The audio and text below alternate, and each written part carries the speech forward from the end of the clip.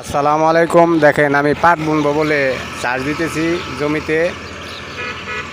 Tractor দিয়ে ভালো করে দুটো করে চাষ দিয়ে রাখতেছি, তারপরে আপনাদের পাট ছিটাবো। পাট ছিটিয়ে আর একটা চাষ দিয়ে আমি বুনবো।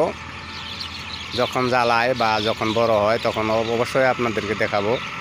চারি সাইডে ভুট্টা বুনেছে, আমি মাঝখানে কিছু জায়গা রেখেছি পাট বোনার জন্য। তুষা পাট বুনবো এই আশা করেছি। আপনারা দেখেন দুটি করে চাষ দিয়ে রাখতেছি, হয়তো একটা বৃষ্টি হলে আমি পরবর্তীতে চাষ দিয়ে বুনবো।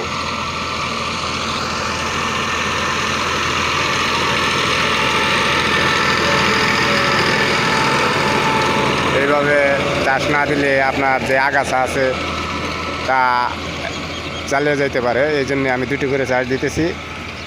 আপনারা দেখে নিন, পরবর্তীতে পাট যখন বড় হয় অবশ্যই আপনাকে দেখাবো।